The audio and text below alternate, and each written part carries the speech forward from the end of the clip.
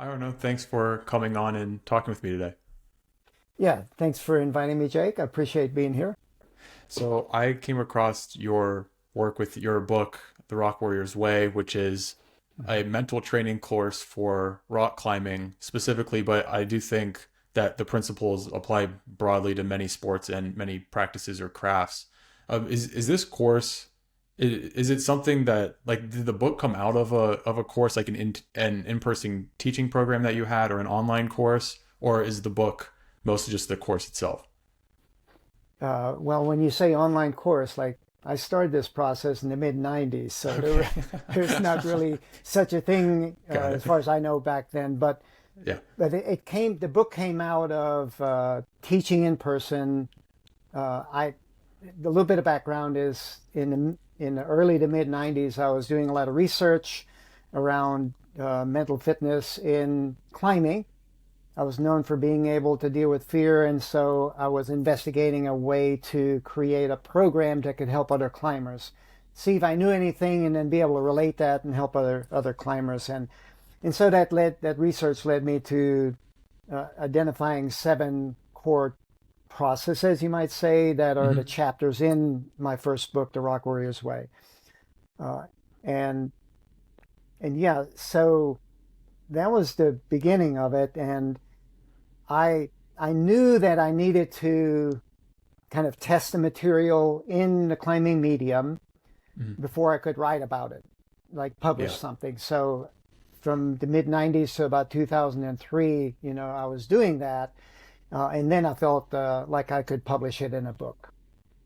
What got you into climbing in the first place? It seems like yeah, like it seems like more of a niche sport. I'm curious what what attracted you to that just to begin with.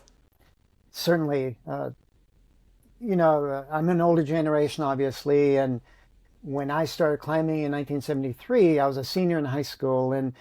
And climbing was really a fringe activity. It was not Hmm. really accepted very much outside of like some really prominent areas like, Yosemite Valley in California or in the Front Range of Colorado or maybe up in New York. There were some traditional climbing areas that were well established. But uh, the thing that got me into climbing is, uh, and I think this is something really curious for all your listeners, is sometimes in our life we can feel lost.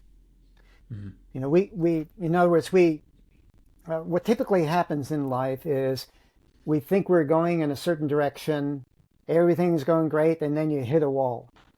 And and those walls are really opportunities for examining our lives to see if we're going the way we want to go or if there's a better opportunity. And for me, I thought I was going in the direction of music. It was something that I was studying a lot in high school. Uh, but then I didn't make it into the Tennessee All-State Band and felt disillusioned. But right in that moment, hitting that wall, I met some fellow students that were into climbing. They took me climbing, and I had a new path then, and just really enjoyed it. The first time I was exposed to it. And is that something that you continued on into college? Like were there any breaks, or was that something that like you found that in high school and then you just kind of dedicated to that? I did at the time. I was pretty athletically engaged, in my childhood, mostly because I grew up on a kind of a farm here in Middle Tennessee. And so when I got into climbing, I was also interested in other kinds of sports like caving and skydiving, scuba Cool. diving, things like that. But I soon realized that if I wanted to really become skilled and master something, I needed to focus. So Yeah. I kind of looked at all of the sports that I was engaged in, and I said, climbing is the thing that I really enjoy the most. So let me dedicate myself to that. And there really haven't been any breaks, except for maybe when I was in the military. I maybe climbed a couple of times a year during when I was deployed to Korea. But outside of that, I mean, climbing was a unifying thread throughout my life. Did you see many threads between the military and climbing? Like many things that were there things from the military that you learned that made its way into this book and helped you with climbing? Hmm. Not not that I know of, but there are definitely things that happen in both disciplines. Like a simple example would be I was in the infantry in the military, in the army, and the infantry's job, or part of their job, is to traverse the terrain on foot to an objective. Okay, so we have to prepare and plan, behind Hmm. friendly front lines, to make sure we know where we're going, what our plan is, and everything. And then we execute. We go. But when we're going to the objective, we cycle between stopping and moving. Like we need to stop to check, make sure we're on the right path. We might do a map check or whatever. We look and listen to, because we're probably in enemy territory. So we need to stop, look, and listen, check our preparation, our plan, and then re-engage and move. And climbing is the same way. It's like we stop and move in climbing, Yeah. where we stop to recover energy, to think about the next section, and then we re-engage, for taking action on it. So there are definitely similarities there, but I didn't really reflect that much on my military experience in developing the material or writing that first book. With that process that you guys had worked on in the military of being a little bit more deliberate in what you were doing and making sure you were on the right path, do you think that that's something that made you focus more on mental training and working smarter rather than harder? Because it feels like with sports and really any kind of pursuit, it's not that hard to just kind of work very hard at something without thinking about it, but it's much harder, at least in my experience, to take a step back and make sure that I'm working smart. Do you think that planning process influenced the way that you were viewing trying to accomplish things in climbing? Possibly, maybe, maybe definitely in developing the material. I mean, working smarter to me just means that you're actually going in a direction that's meaningful to you. Hmm. Like I was, before I started working and developing this material and teaching it, I was involved in another a family business, selling tools. And, I could do a lot about working smarter in that arena and really not end up where I want to be. So, working smarter, I think really it's really important to know uh, what do you want? Like, where do you want to end up? Like, what kind of a goal, what kind of a life you want to create for yourself. And generally, that means something that inspires us, Yeah. that creates a meaningful and a more purposeful existence so that we feel like our life actually mattered while we we're here on this earth. So that's what I found, with developing this material that I didn't have before. In working on the material, what made you go down the route of more of a mental training rather than, there's a lot of programs and stuff that are based on physical training, but you took the more mental and philosophical route before moving into those things. Why was that?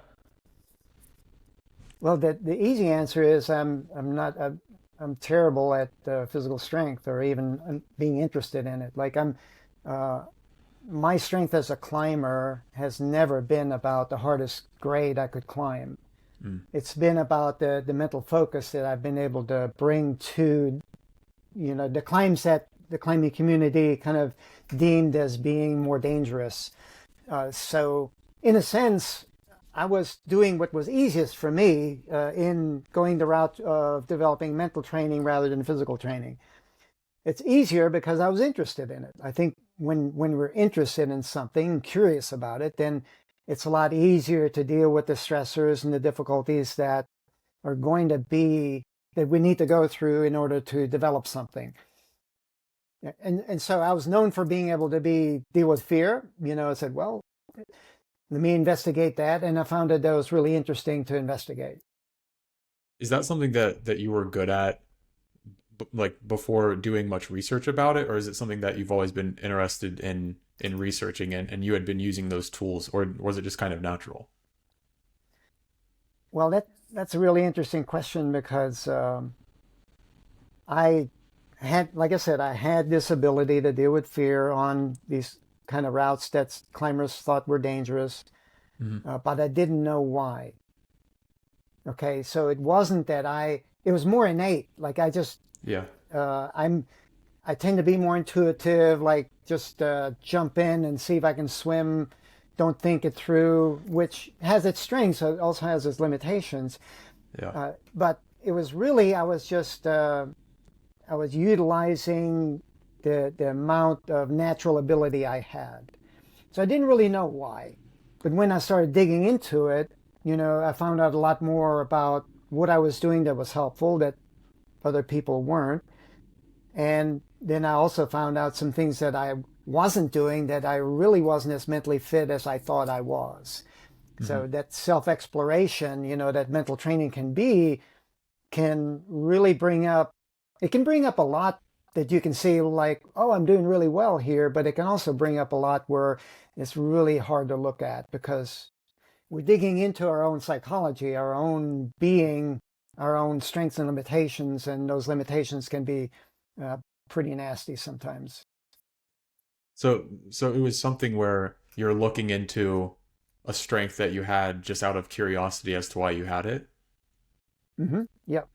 How did you go about the beginning process of that research? Like, where did you start with where to look? You said in the book that you had consumed a lot of information. Yep. What paths did you go down in the beginning and why? Certainly. And why? Yeah. The why is important. Well, uh, this was like in the early 1990s, which seems like a long time ago, and it is. But I was frustrated in the tool business that I was working in. Okay, and I said, okay, I need to just see if I can just be a better entrepreneur.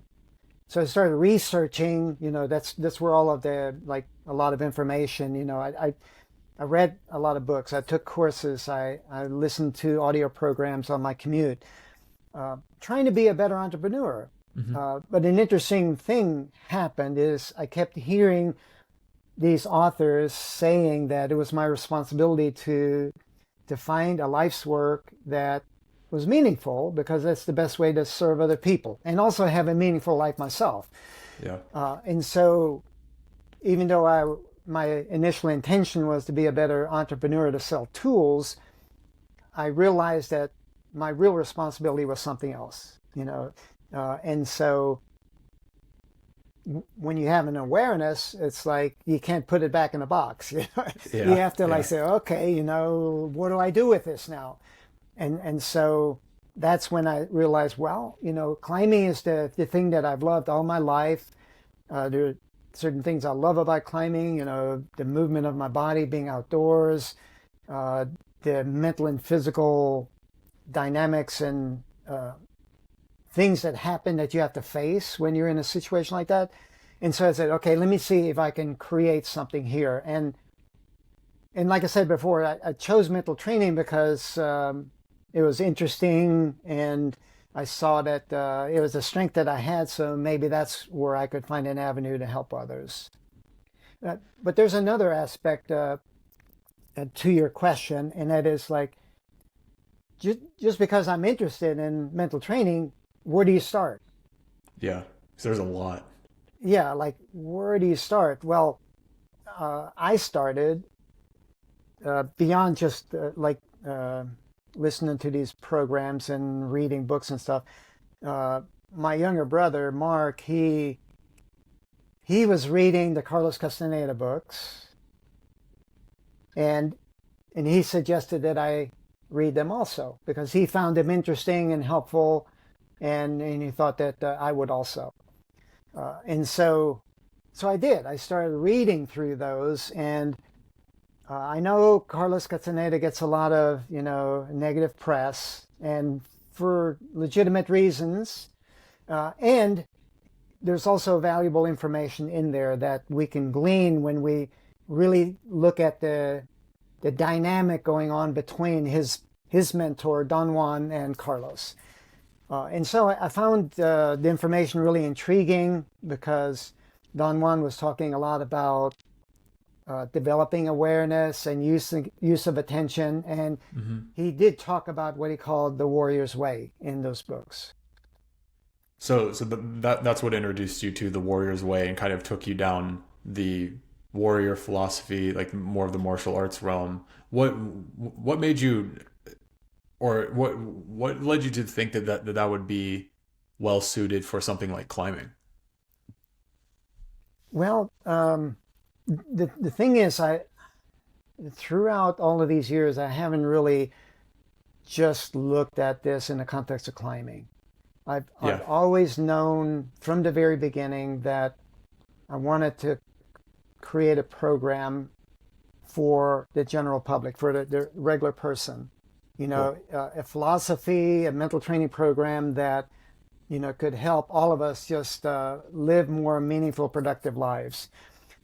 So so it wasn't really that I wanted to like find out how to create climbing warriors. It was more there's a philosophy behind that. Like we live our Yeah. lives in a very specific way, through the warrior's way. You mentioned Musashi earlier in the book. I've read the Book of Five Rings. I think he's very interesting. Did that kind of philosophy have a big influence on your approach with this? Not so much. Okay. I read quite a bit of the samurai tradition, Miyamoto Musashi, who's really, in my opinion, gets a little bit too much credit for being he was really mentally fit, but and effective as a fighter, but he was also a solo kind of person. Like he didn't really Yeah. find a way to connect with a wider community like some of the other samurai teachers did, like Yago Munenori. He had the life-giving sword school, and he was finding a way to blend, Zen Buddhism with swordsmanship to create a program where fighting was a last resort. You Yeah. developed your skills, your physical and martial skills, if you needed them. But the first line of defense, you might say, would be, dialogue, engagement, to try to find common ground. Yeah. So you wanted to find more of a philosophy that was well suited towards spreading across groups of people instead of remaining solo. And like Musashi obviously was a swordsman. You wanted to find something that had less of a violent first impulse. Yeah, exactly. Yeah. And that's what uh, Don Juan's message to Carlos was. Warrior's Way was not about killing and violence, and so it's part of it. Like if we think about our traditional soldiers, our warriors, in combat, they have to fight, to Yeah. protect us. So it's not that fighting and violence isn't part of the warrior's way. It's just that it, well, for a soldier, it might be the first choice, because they're in a situation where they have to neutralize the enemy. But in a broader context, the warrior's way is more about like how do we interact with the life challenges that we have, the stressors in relationship, in climbing, or in our careers or as a parent. We can apply similar uh, similar skills, similar mindsets, similar ways of being, to be more effective in an overall life area.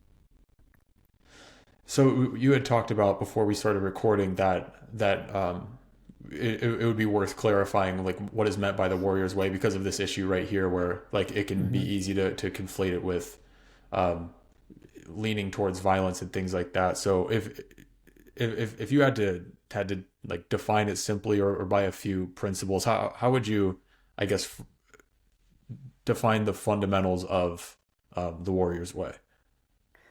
Yeah. So I think first it can be helpful to share like how we define a warrior.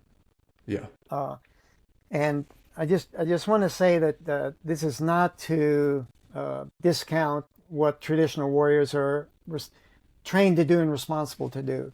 Like I was saying before, there's a time when that their responsibility is to fight and use violence to protect us. That said, uh, we define a warrior in this broader context as people who have made a conscious choice to live life courageously, exploring their inner and outer worlds so that when they die, they leave the world a better place because they have lived. Okay, so there's some important aspects there in that definition. First of all, they're people, all genders, men and women, it's like everybody. Like we all Hmm. can have a warrior mindset. Uh, make a conscious choice. Like we have to consciously make a choice to move in a certain direction so that we can really commit to it. And what are we committing to? We're committing to exploring our inner and outer world. It's like we need to dig into our own psychology, to understand ourselves better. Hmm. We need to understand, like, who am I? Am I this flesh and bones? Am I my brain? Uh, am I my awareness that permeates all of this? So we have to dig into an understanding of who we are, and we come up against that, our ego, which is very defensive, and it uses all kinds of sometimes helpful but also limiting behaviors to protect itself, like being reactive or Yeah. blaming, making excuses, getting defensive, not wanting to look at our own stuff. So that inner journey is really an important, critical part of what it means to be a warrior. And for mental training. Mental training is like going inside, right, and finding out what's in there. Hmm. But we can't just dwell in here. We can't just sit in a cave and meditate, the rest of our lives. We need to engage with the world, have experiences, and it's through that engagement that we actually can do that inner work. Because we're engaging in relationships that causes stress, and so forth. So it's more about being like you said, courageous and facing things that are uncomfortable in external experiences that you have, and that helps you learn more internally, which like is the broad principle of doing things that are uncomfortable to train that ability to like turn you into the person who can Yeah, continue to do that. yeah, and exactly. Go ahead. that's where that applies to some kind of a pursuit like rock climbing, which can be very scary or and difficult, and just like as well as many other sports, or really just kind of any pursuit. That's the principle that you're driving in first, is just being courageous and willing to go into those situations that might be uncomfortable. Yes, and I mean what you're pointing out is uh, a, a, and this is part of the conscious choice. Like if we pull one important element from the traditional warrior into this, and that is that uh, soldiers are trained to move toward the threat, Yeah. okay, toward the stress, in other words. So here for us, we're making a conscious choice also to get out of our comfort zones and move in the direction of stress. We do it on a rock climb all the time, right? Hmm. But we have all kinds of stressors in all these other aspects of life that I've already mentioned, relationships and so forth. Uh, but the thing is that we need to make that choice and move in that direction. And then we need to want to be there. You know, a lot of people don't want to be in the stress. Their motivation is to get, they say, oh, I see the value of doing something hard. And their mindset is constantly about being on the other side of it, So it's you staying in know, it. instead of staying in it. And our life Yeah. is about staying in it, Yeah. so that, well, first of all, we're going to be more effective with our attention, but we're also going to enjoy the process more. And we're going to learn more if we're present for what we're doing along the way. Yeah. Yeah. So, so a lot of it has to do with motivation, and so motivation, it's a pretty can be a kind of a complex topic, but there's some simplicity around it. Like what I've found in teaching our courses is that climbers come into our courses and they want to get over the fear of falling, for example. And there we go, get over the fear of falling. How they say that Yeah. reveals their motivation. Okay, and so we say, well, I can't help you get over your fear of falling, but I can help you diminish it. Okay, and that's a different way of understanding it. So we say, we're going to teach you tools, exactly what you need to do to incrementally engage falling practice so that you can diminish your fear and actually be present and enjoy it. Yeah. And that requires a goal. So we do need achievement motivation. I want to diminish my fear of falling, but then learning-based motivation, where we want to be along the journey present for it so we can learn and enjoy it, leading in the direction that's meaningful to us. That adopting that warrior's mentality and being comfortable in difficult situations is that shifting the motivation from something more extrinsic, like the achievement of, like you said, something on the other side of the comfort, and you're shifting that instead to intrinsic motivation, which is just enjoying the comfort, and the idea being that over time that's a more sustainable form of motivation that would allow you to achieve more and get better in the pursuit, rather than just like not enjoying the difficulty of it, which is what will actually make you progress. Yeah, basically, there's some nuance to it where uh, someone that is extrinsically motivated, like basically I'm motivated by something outside of myself. Like I want to Uh-huh. be able to succeed on this climbing grade or this particular climb. I want to achieve this goal. Uh, it can be very motivating. It can be very effective, very productive. It's just that we hate the journey because we want to be at the goal all the time. And we're fighting against the stress instead of fighting with it, so to speak. So Yeah. it's not a matter of choosing between intrinsic and extrinsic motivation. We utilize it's more a matter of when do we utilize each. And we utilize extrinsic motivation before we take action. Like say, okay, this is a goal that's meaningful to me that I want to accomplish. It's this extrinsic thing outside of myself. Now, when I step on that rock and start climbing, engaging the stress, in other words, taking action, I need to shift toward a more intrinsic learning-based motivation. So they can Yeah. work in parallel, just a matter of when, we utilize each.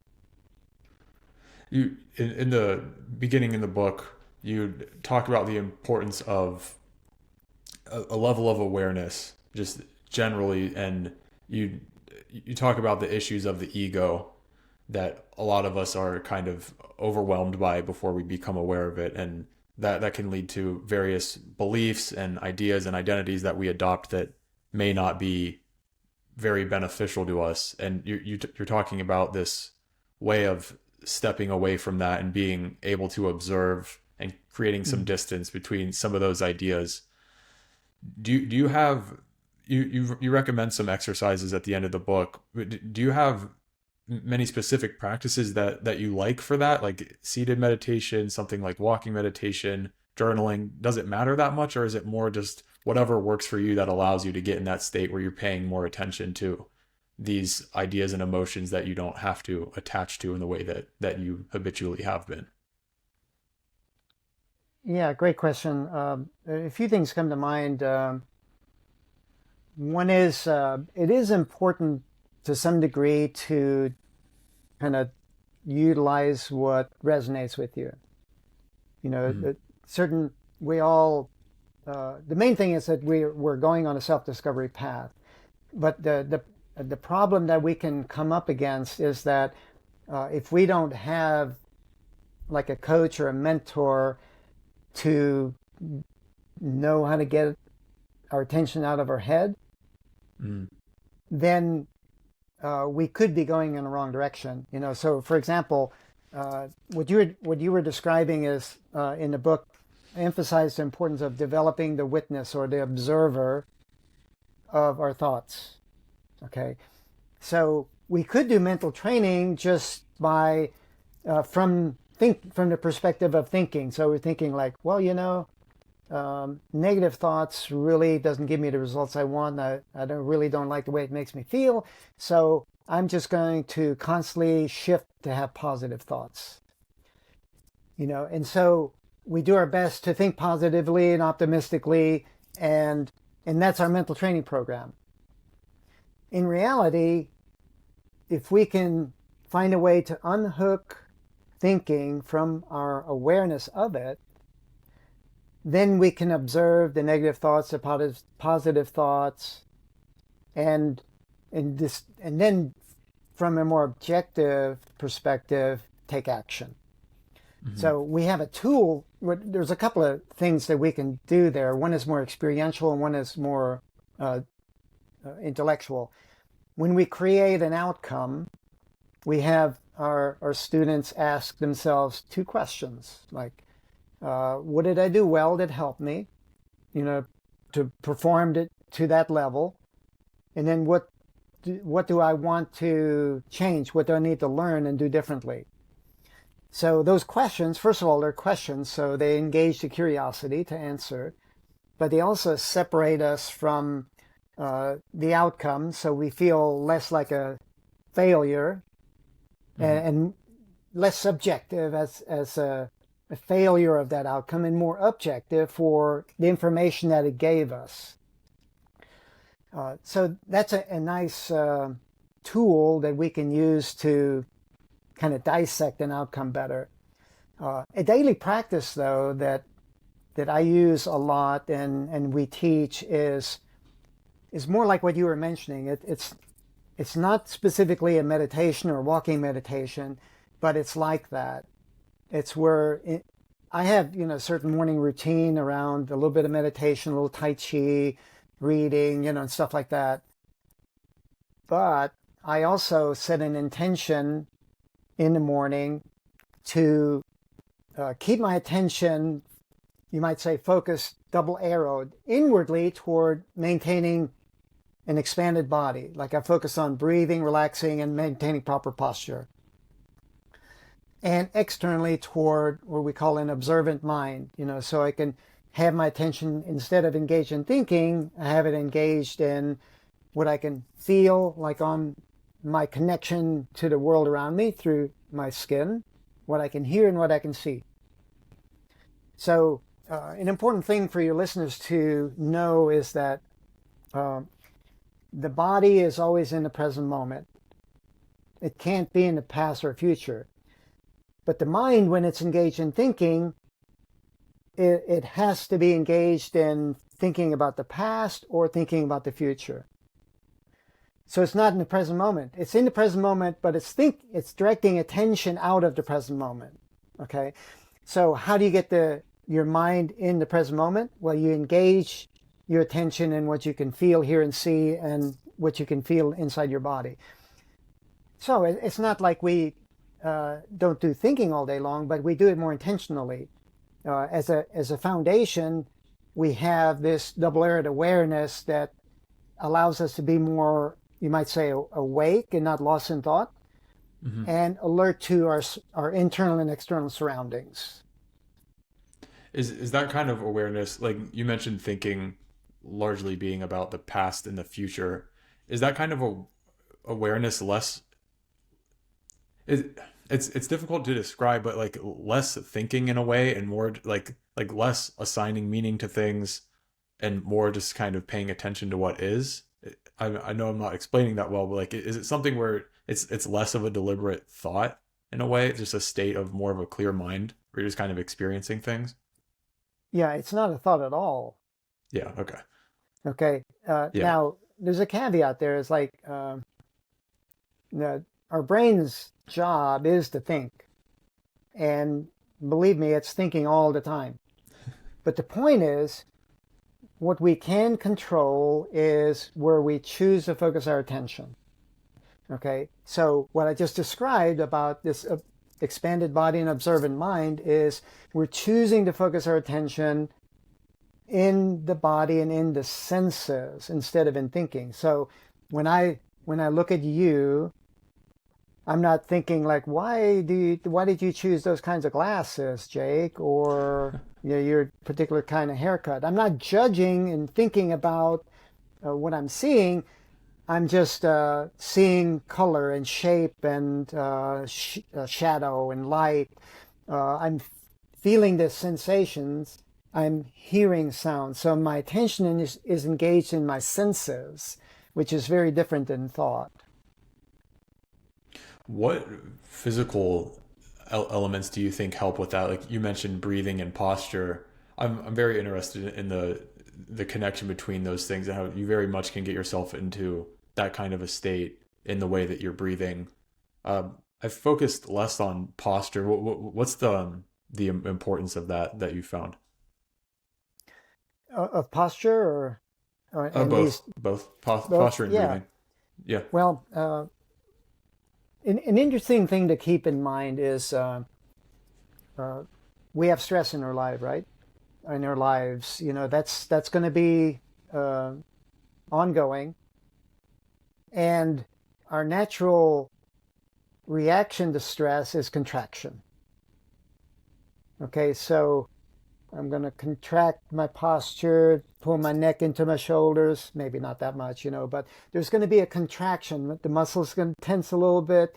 Uh, my posture is going to get a little more concave. I'm going to get tunnel vision. So, and it's usually subtle and it's usually unconscious, So, what when we're setting an intention in the morning to be have an expanded body and an observant mind, having our attention engaged this way, uh, we're reminding ourselves all through the day, like I'll see how long I go before I, I say, I recognize saying, okay, I know alert, awake, alert, awake, alert, and it might be an hour between those times, but every time I remember to be awake and alert, I shift in the opposite direction of what is the natural contractive tendency. And that's important because that's just a sort of a physical manifestation of a resistance to stress. It's a mm, defensive measure, right? yeah. Which it can be important to defend ourselves, but a lot of times it's just unconscious. And if we're expanded and our attention is engaged, what's going on internally, what's going on externally, are there any threats? What do I need to pay attention to here? We're engaging in the world, in what's real, instead of like being lost in thought and contractive and then just reacting to what our imaginations of what's going on.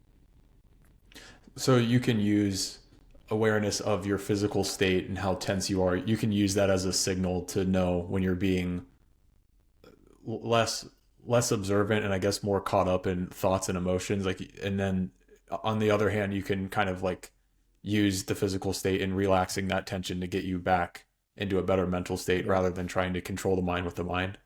Yeah, exactly. Uh, yeah, we don't want to control the mind with the mind.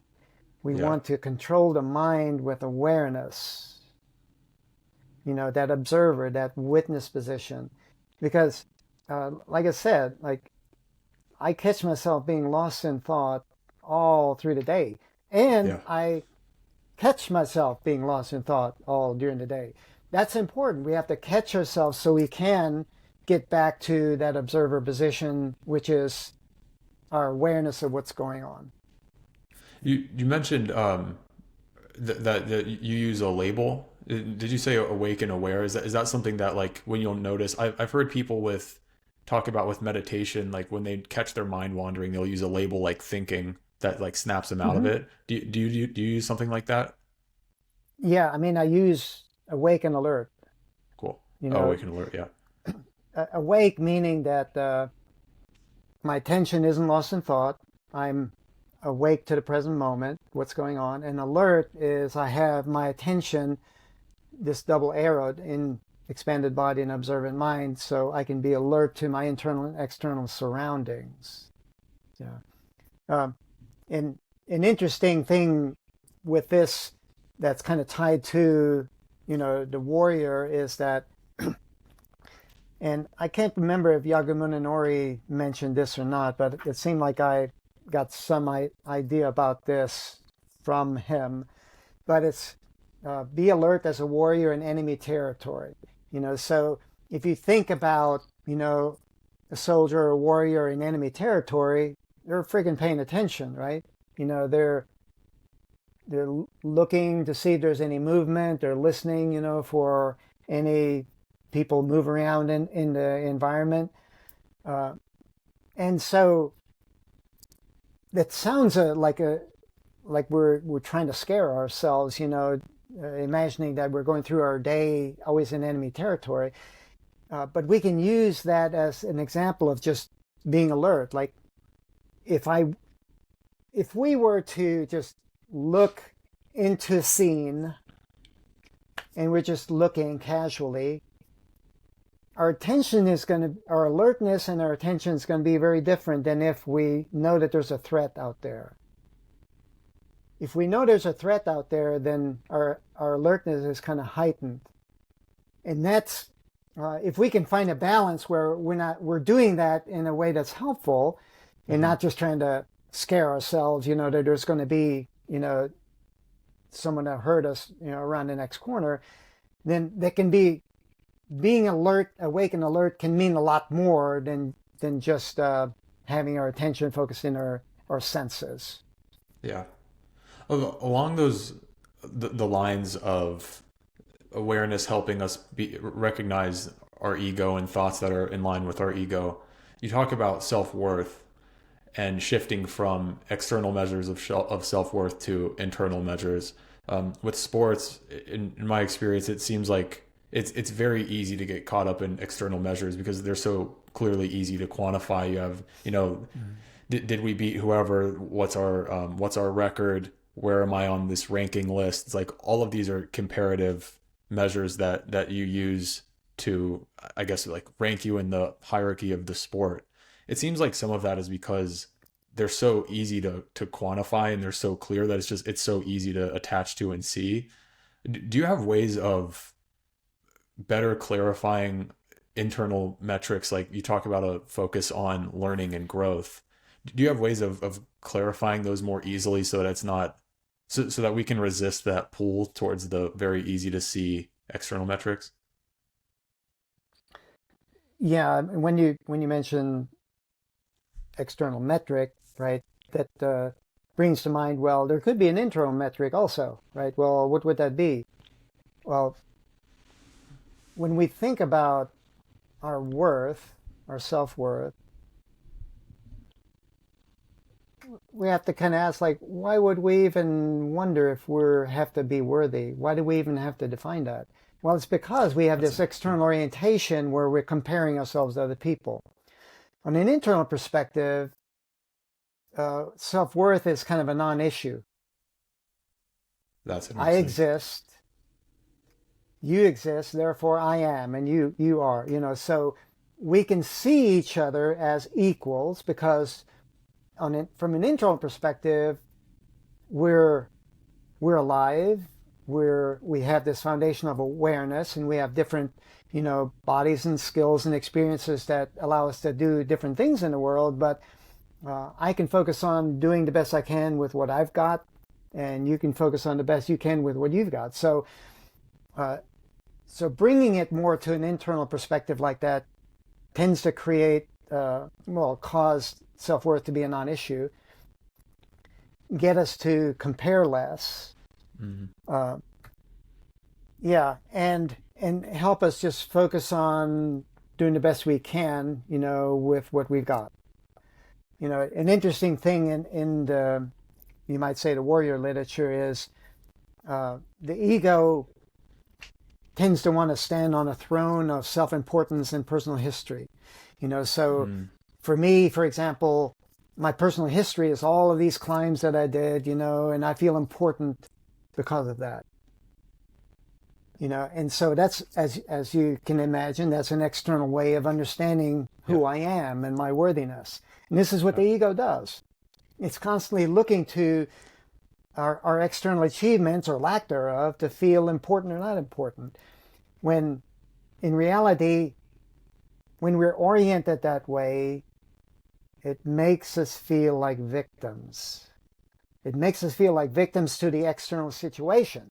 In climbing, if I succeed, I feel important and good about myself. If I fail, the opposite, right? Mm. But if I see myself more as, from an internal perspective, uh, not having to measure myself against someone else, then I can have an effort, and then I can be curious about that outcome, which is like what you were mentioning, like being more learning-based oriented. But I think it shifts us toward, when we have this more internal way of understanding that self-worth is not something I need to compare. It automatically positions me for being curious about learning from the outcomes I create. So what I was hinting at originally was not even the right approach because it was still clinging to the idea of self-worth when really you can just kind of drop the concept because that's more related to other people. Yeah, I mean, one thing that's important, Jake, is that the external world that we live in, where we have these tendencies to compare, is real. Like we're participating in it. So it's not that we can all of a sudden just say, "Oh, I'm just going to have an internal perspective, and self-worth is not an issue, no problem." Sure. It takes a long time to get more comfortable with that way of being. And if we know that comparing ourselves to others and feeling worthy based on that is limiting, if we can be conscious of that, here's the consciousness comes into Mm-hmm. play again, the awareness. Then we can start making actions, to move us in a more helpful direction. And as we're moving there, there's nothing wrong with comparing ourselves to other people as a metric for what's possible. Like Yeah. we look at athletics in the Olympics all the time to see what's possible for us, and that can inspire us to do what we want to do. It's not that we never do the comparison, but we don't base our self-worth on it. Mm-hmm. That's interesting.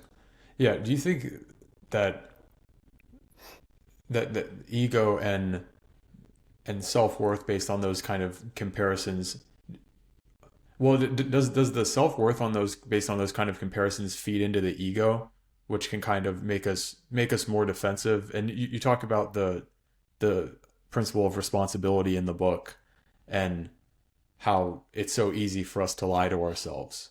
Is getting too wrapped up with those kinds of social comparisons, does that put our ego on more high defense, which would make us more likely to be less honest with ourselves and take less responsibility? Bingo, right? It's like the ego defines itself by external achievements and roles, and like, who am I? Well, I make this much money. I'm a mental training coach. I've got this past history of climbing, relationships. That's our ego defines. And when those things get threatened, we get defensive because Mm-hmm. it's like it's like an attack on us, right? Yeah. So yes, it's like it can feel like an attack, and of course we're going to do what we can to protect ourselves. How do we protect ourselves? Well, one of the basic ways is we don't accept responsibility for whatever that event was or is. So that's where we can make excuses like, well, I haven't been training that much. That's why I failed on the climb, or blame other people for the outcomes. Why? Because it's easier. It's easier to do that than accept responsibility because it's stressful to own up to it. Whereas easier to have someone else take the blame for what happened in the into effort. Yeah, the responsibility piece is in line with that fundamental awareness that you talked about in the beginning, with being more aware of some of the thoughts and that are coming out of ego. There's that famous Feynman quote about how the easiest person to fool is yourself.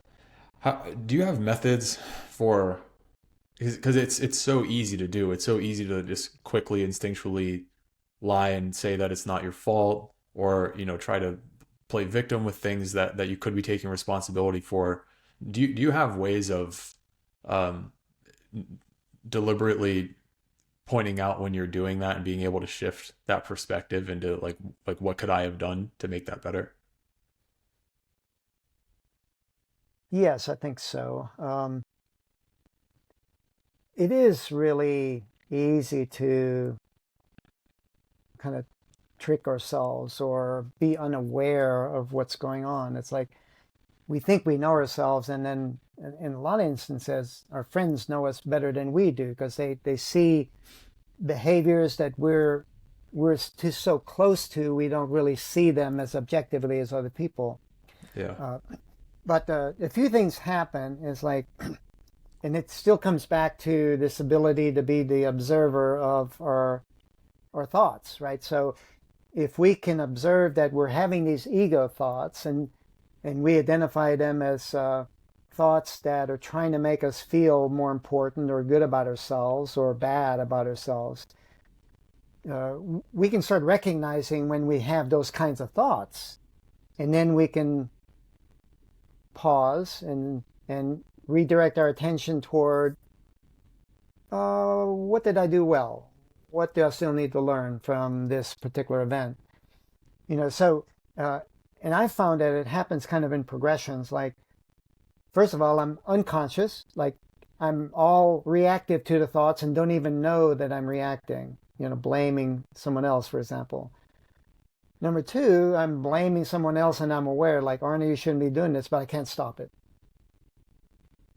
And then with more practice, I'm aware that I'm doing it and I'm doing it for a little bit, and then I can say, wait a minute, pause, and then redirect. And then finally, you get to where I'm not reactive at all. Mhm. I thought the point of giving versus receiving was very interesting, especially for something like an athletic pursuit. It seems like the goals are often, like me achieving something, which is it's easy to think of like me gaining something, like me getting better at the thing, me achieving whatever the goal is. And at least for me, growing up, it seemed like it was easy for that to be through the terms of receiving. How do you shift that perspective, and does that affect the kind of goals that you set to more of like, what can I give to this pursuit and to these people around me? Yeah, so I think for very unconscious and survival reasons, we have this receiving kind of mentality. Mm-hmm. Like, well, if I need to survive, I'm going to need, shelter and food and money, and so it's very natural to be focused on receiving what you need. Like, I need this obviously to survive, but and it's usually unconscious, right? We just it's our natural comfort motivation for wanting to survive manifesting itself. Okay, Mm-hmm. so if we bring some consciousness to it, we say like, I want to achieve that climb or that goal, then we start realizing that, well, it's going to take some effort. Okay, I need to plan, I need to buy some gear, that costs money, that hurts. I'm going to need to train my mind and my body, to be able to accomplish it. I need to learn how to climb, the technique. And so if we can start focusing on what we need to give to accomplishing a goal, then it changes where our focus is, right? Uh, Now, having said that, there's also a balance. Okay, it's like we can't just be giving focus, we also need to be receiving focus. And a perfect example for that is when we're climbing, we need to stop to receive. receive more energy by recovering, shaking out, and and then when we start climbing again, then we can give that energy to it. So the same thing like uh, during the day, we're receiving energy when we're sleeping, and then we give energy when we're awake. So there is a cycle there. It's just that when we want to accomplish something, we need to make sure we're in that mindset of giving. Yes, and with you mentioning receiving energy and information and things while you're on the climb, you write about that in the chapter on listening. What's that balance like between doing the planning before and outlining things versus allowing yourself to kind of go outside of those lines when need be because there's going to be holes in your plan that you didn't account for? What's that balance like between planning and spontaneity as you're doing the climb? Yeah, in climbing, I just frame it a little bit for your viewers and listeners. There are two types of climbing basically. There's what we call on-site, where you go to a particular climb and you've never been there before, and you're climbing it for the first time. So obviously there are going to be a lot of unknowns. And then there's something we call red point, where we've been on the climb, let's say many times, and we know a lot about it. We have a very specific plan about exactly where we're going to rest, and even a very sequence of moves that we make. So there's two very different plans that we have for that. But for living life, it's a lot of it's on site. It's like Hmm. every day is different, and we don't know what to expect. Yeah. So I think what's important is that uh, we need to have a goal so we know where we're going. But then we need to be flexible in how we get there. So we can have a plan. Like I can be at a stopping point on a climb, and I look up something I've never been on before, and I can see some stuff, right? I can see, well, looks like I might be able to do a sequence in this way, get a little subtle rest there, and then I can keep going and I get to the next stopping point. But then when I engage knowing that it's going to be somewhat wrong, or maybe a lot wrong. So I go into it making sure that I remain adaptable. And how many times do we go through life, thinking a day is going to be in a certain way, and it has all kinds of left and right turns along the way that we didn't anticipate. Hmm. So we need to be able to recognize when we're in kind of unknown territory, the unexpected, and remain curious there to be adaptable. You mentioned in the book contingency planning, which my understanding is that that's you're specifically looking for things that might go wrong or holes in your plan that you might not be expecting. For me, in various things, the few times that I've implemented that, because I haven't been nearly as diligent with that as I think would be helpful, it seems like that's been a very beneficial thing to do. Is that something that you do with climbs to make sure that you can kind of account for the fact that often like the beginning plans are going to have quite a bit of holes in them that you're not recognizing. Yes, I do. And it can manifest itself in a couple of ways, or maybe several ways. But one is, you look up and you have one way that kind of resonates, or that you recognize first, like based on like my own experiences, my preference for how I climb. I look up and I see certain holes and certain orientations that say, oh, I'm going to climb it this way. But then I can create contingency plans like, okay, if that hole is not very positive, then I might need to do it in a different way. So we can have, two or three different contingency plans like that. Uh, and we also need to have a contingency plan to be able to climb up a few moves and then back down to our rest stance, so that we can uh, that we call it probing. So we can probe up into a sequence to see what that experience is like, what kind of information are we actually gathering there.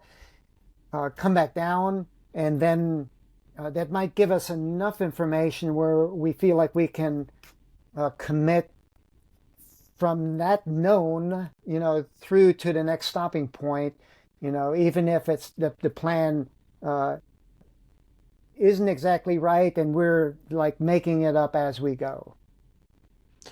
I think there's the last chapter, I believe, before the experiences, or not experiences, the exercises chapter. You talk about love-based versus fear-based motivation, and I think that was a really important point. Do you want to go over, I guess, what you mean by that and why that's so important for um, the long-term sustainability and um, I guess just our effectiveness and whatever it is that we're trying to do?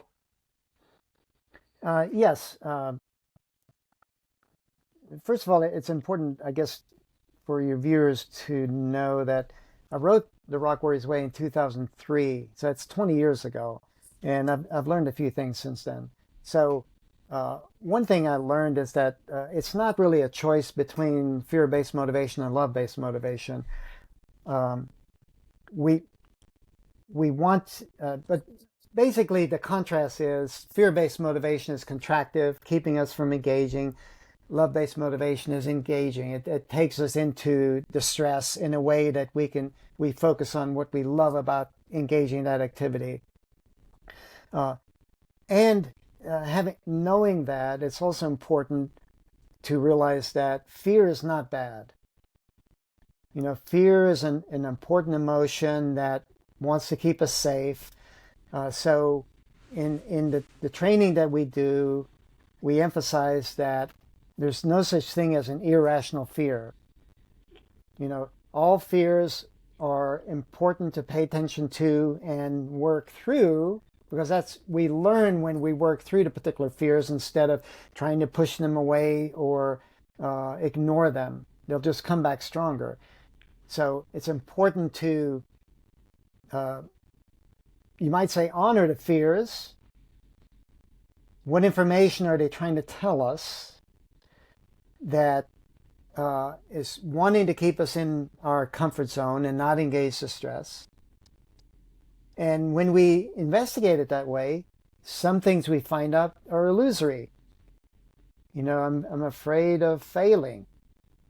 It says, well, if my ego's tied to the outcome, the external event, and I'm afraid of failing because then everybody will see that I couldn't do it.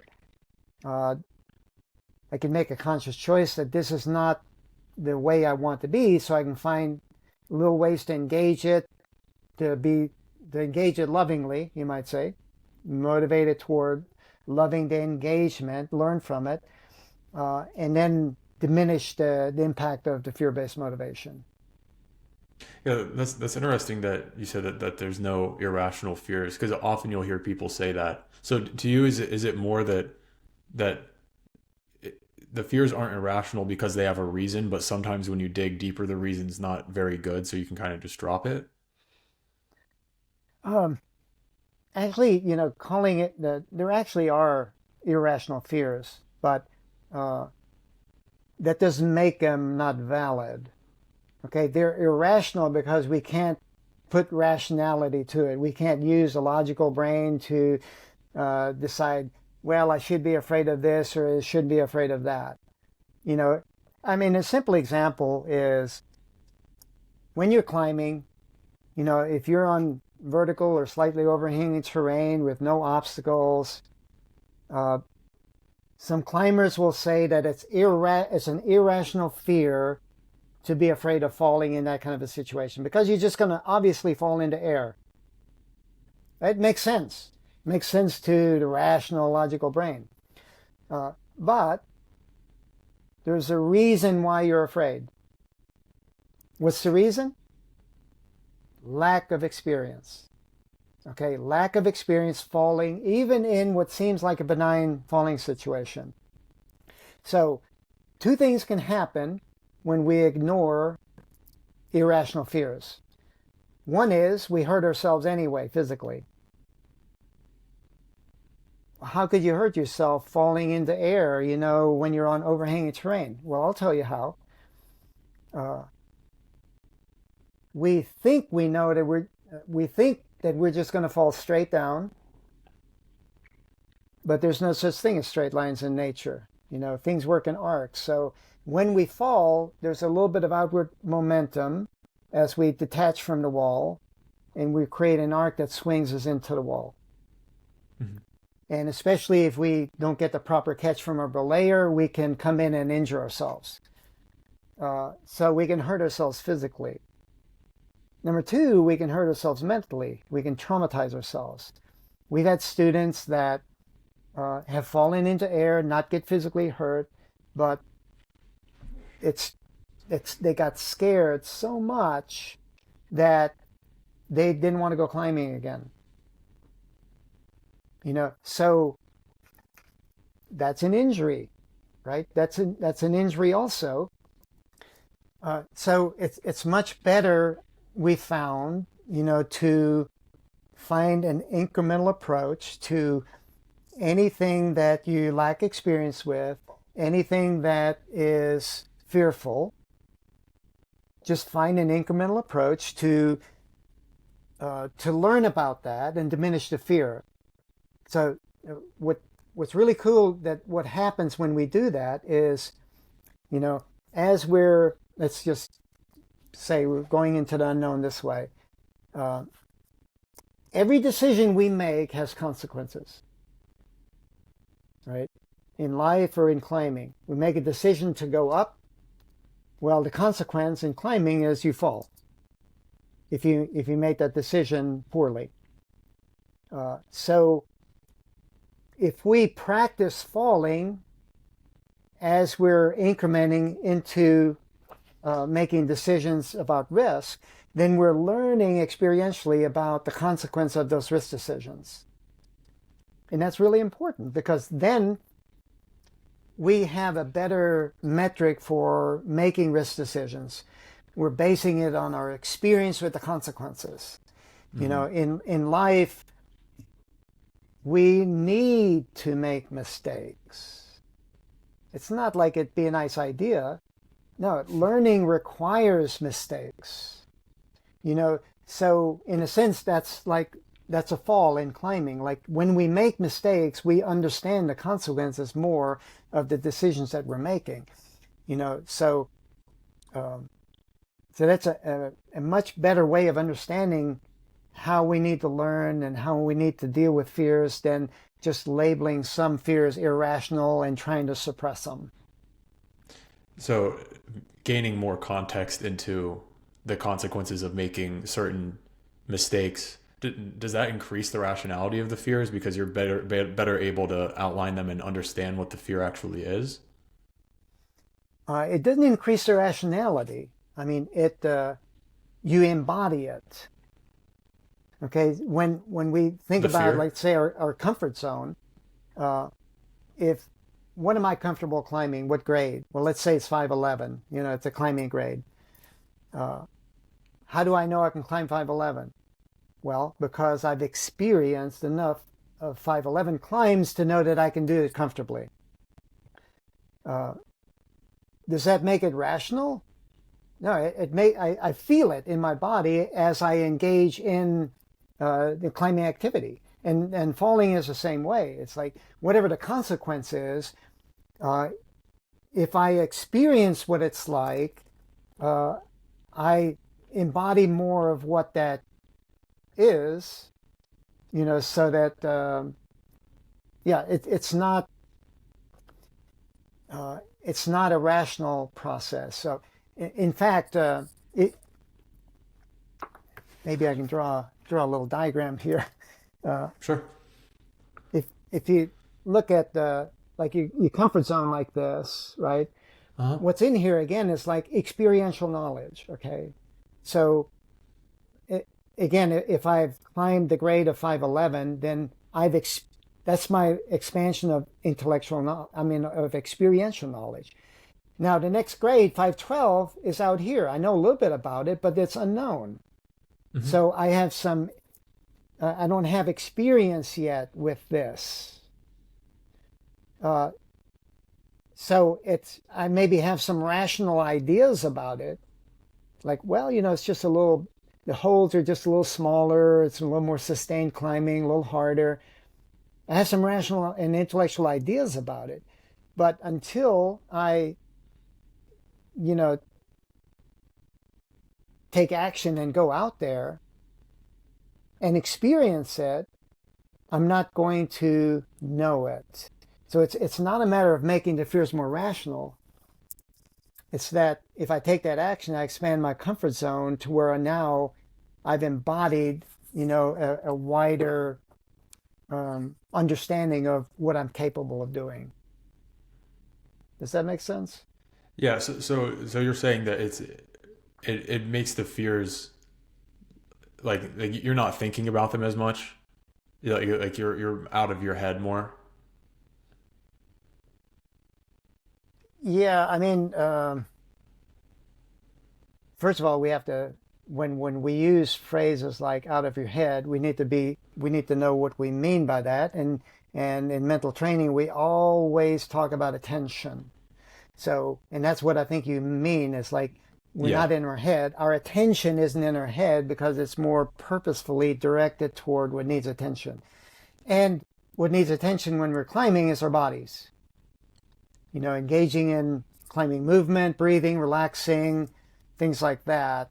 Or when we stop, attention can go into the head, so that we can do critical thinking about the next section. So it's yeah, much more purposefully directed um, rather than, I guess, thinking of framing it in that we're not thinking about the fear as much.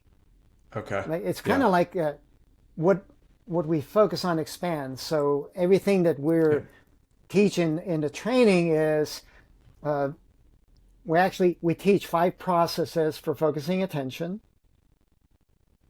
At stopping points, for example, we have a resting process, a thinking process, and a decision-making process.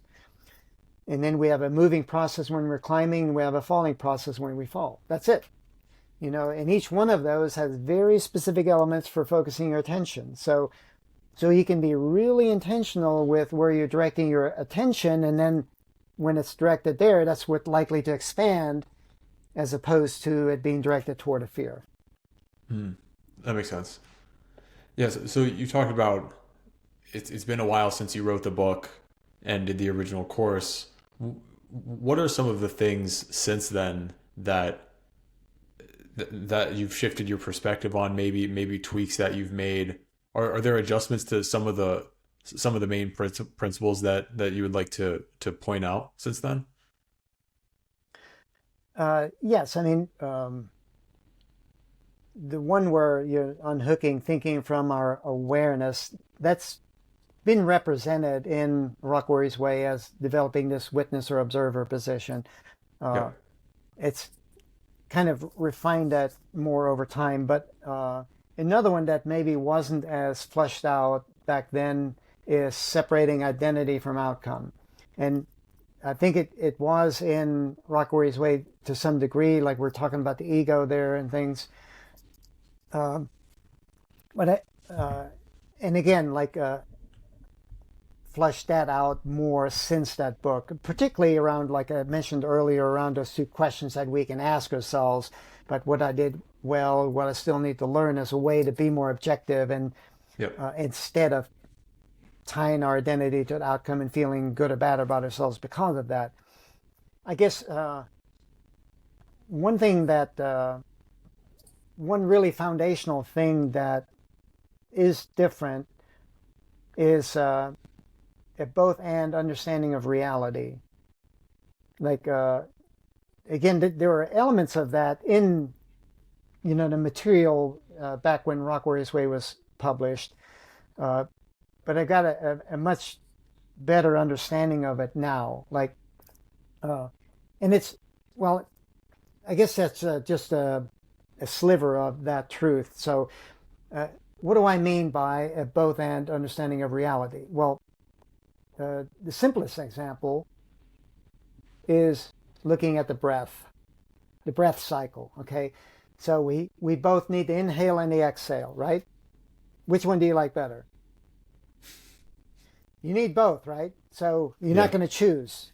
Right. You choose to inhale and forget about the exhale. You're not going to be around very long, Not right? good. So, do you want night or day?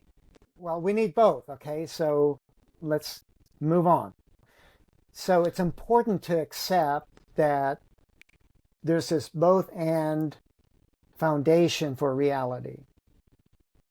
In climbing, it's stop move, both stopping and moving.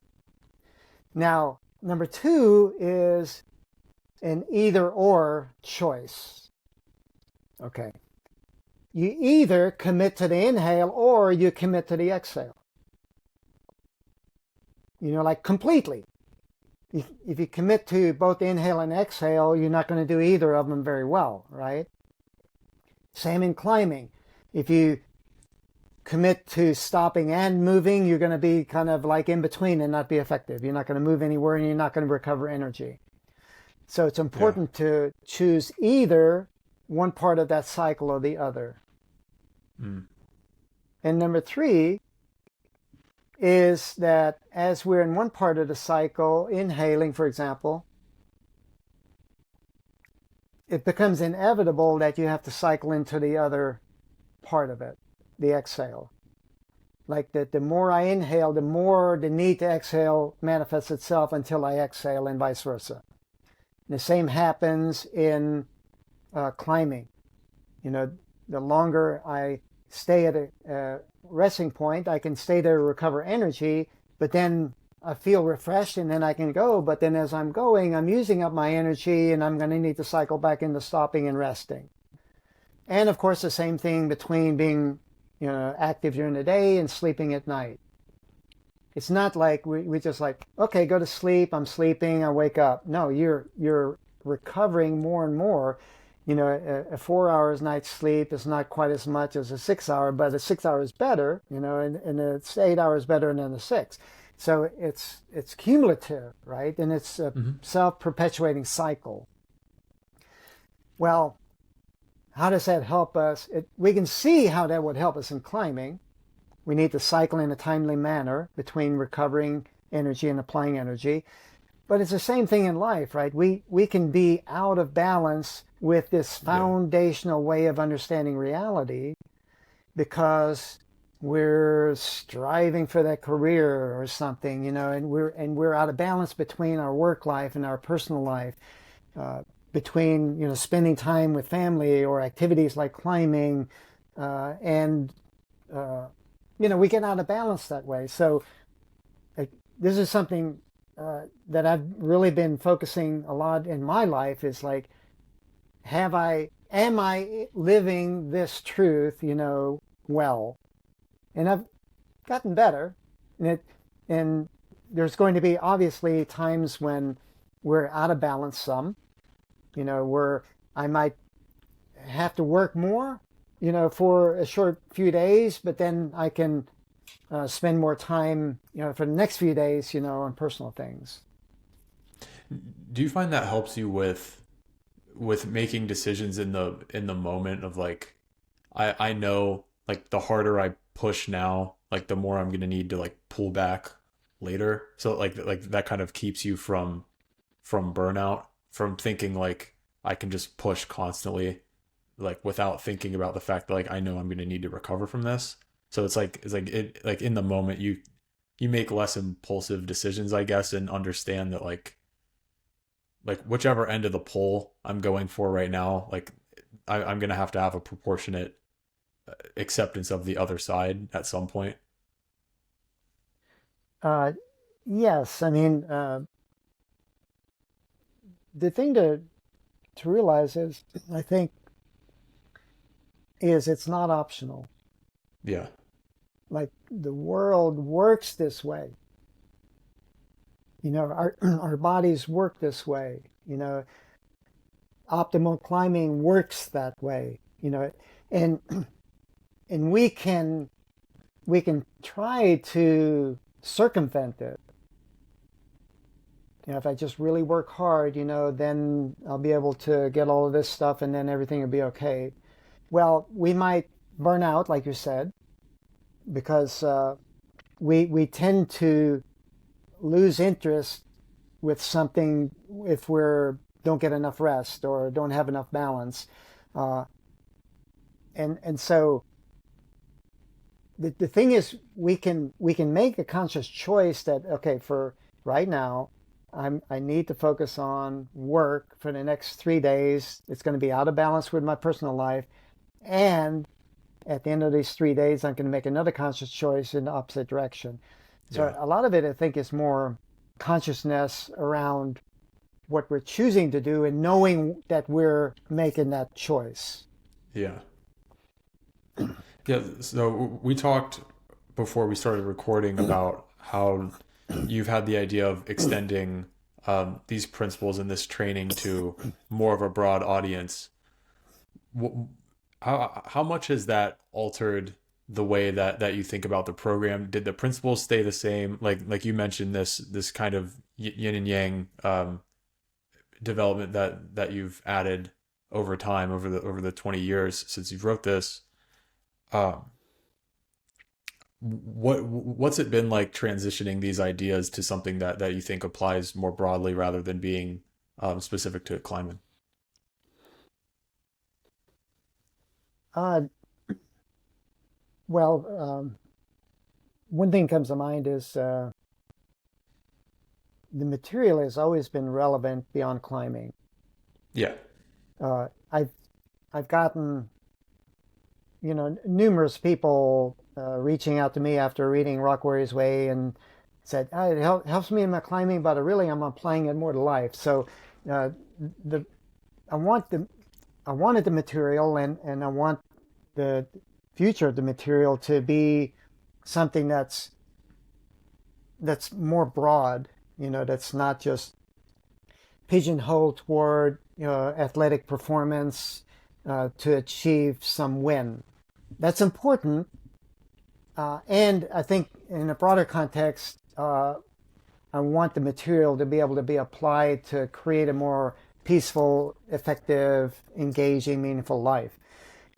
So it's always had those kernels, uh, and like we've been talking over the last 20 years, I've learned more things that I want to include in the book that I'm currently working on for the general public.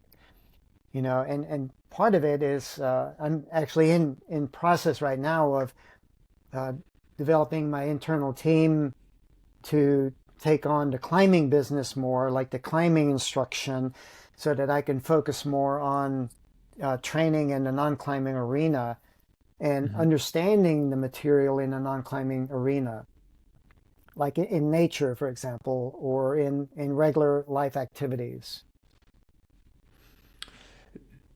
Oh, so there's the book, and you're working on the new one. Which when's that supposed to come out? Well, I don't know. I mean, I finished the first draft of it 2.5 years ago and been Cool. distracted, for um, working on the internal team since then. But uh, it might be a couple of years, Cool. might be sooner, but I'm not sure. Generally, it takes about a couple of years, to publish a Yeah. book. Cool. Yeah. So there's the original book, which even with whatever tweaks are made, I do think is very helpful and applies broadly, which is why I was interested in having this conversation with you. In the meantime, for that new one coming out along with the book, do you have any other resources or books that you would recommend people checking out if they want to learn more about this kind of philosophy? Hmm. Yeah, one thing that I've done over the years is like really read and researched widely, Hmm. because I wanted to, you know, find I wanted to find some foundational themes or truths, you might say, of uh, that you can apply not just in climbing but more broadly, just to live a more effective life. And the warrior philosophy, really pointed me in that direction. Um, I mean, people could check out the Castaneda books. They could check out Dan Millman's book, like Way of the Peaceful Warrior. They could check out, the Book of Five Rings with Miyamoto Musashi, or The Life-Giving Sword with Yago Munenori. Uh, they could check out other more current authors like Tara Brach, with Radical Honesty and Radical Acceptance, or Brene Brown's work. It's all about like the importance of being the strength and vulnerability, and things like that. Yeah, what else? I mean, even books like Grit, and Angela Duckworth, is there are a lot of books that are really give you like really tangible practices for understanding certain concepts, and the books I've listed are a lot of them do that. I have to look at my library behind and just see what else comes to mind, but those are some that come to mind. Cool. Yeah, so the book I'll have linked in the description to Amazon or your website. Is the website the best place that people can find you and learn more about your work? Yes, warriorsway.com. Cool. And I have two books, The Rock Warriors Way, and then the second one is the Espresso Lessons, which is lessons from the Rock Warriors Way. It's more practical treatment of the material. But on my website, you can't buy the books on my website, but there are links for the paperback books, like on Cool. Amazon, or from or audiobooks or ebooks that you can click on the links to order them at your preferred place.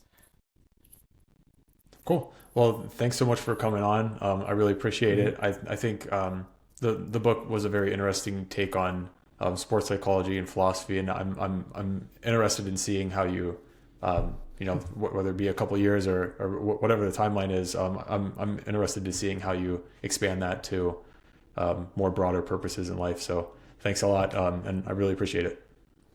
Yeah, you're welcome, Jake, and it'd be fun to be on here again when the book comes out, so we can Yeah. we can share that with everybody. So I appreciate Cool. you inviting me. Thanks.